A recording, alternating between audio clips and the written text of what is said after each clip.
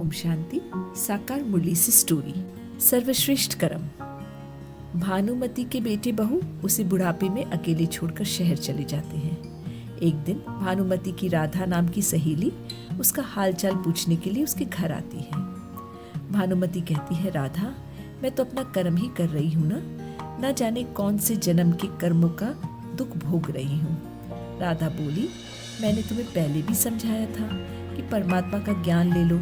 अभी परमात्मा बाप हमें ऐसे कर्म सिखलाते हैं जिससे आत्मा कर्मातीत बन जाती है और किसी भी कर्म का फल दुख नहीं भोगती। असल में सत्युग त्रेता में तो जो भी आत्माएं आती है वह संगम की ही प्रारब्ध भोगती है और अभी संगम पर बाप हमें ऐसे कर्म सिखलाते हैं जिससे 21 जन्म तक कोई कर्म नहीं कूटना पड़ता।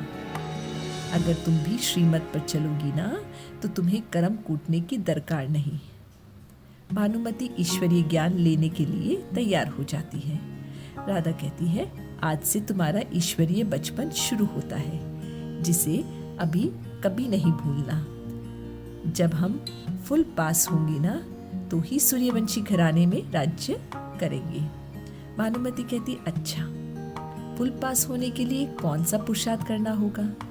राधा कहती, 8 घंटे याद में रहकर विश्व को पावन बनाने की सेवा करनी है, फिर हमें पुरुषार्थ से सूर्यवंशी राजाई मिल जाएगी। ध्यान रहे कि कोई भी उल्टा कर्म करके सतगुरु की निंदा नहीं करानी है। राधा के समझाने पर भानुमति उसका धन्यवाद करती है और उसे बोलती है, इस ज्ञान को सुनकर मेरा मन कहता है कि सब कुछ मिलकर तीनों लोकों की सैर पर निकल जाऊं। तब राधा कहती, अगर विल करना है तो अपने सर्वशक्तियों को किसी आत्मा के प्रति विल करो। यही सर्वश्रेष्ठ सेवा है और तीनों लोकों की सैर तो तुम ज्ञान रूपी दिव्य बुद्धि के वाहन द्वारा भी कर सकती हो। ये वाहन सभी वाहनों से तेज गति वाला है।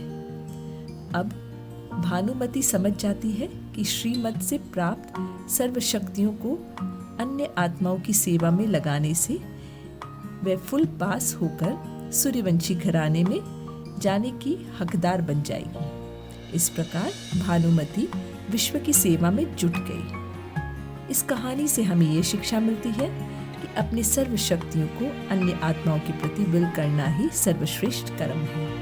अच्छा।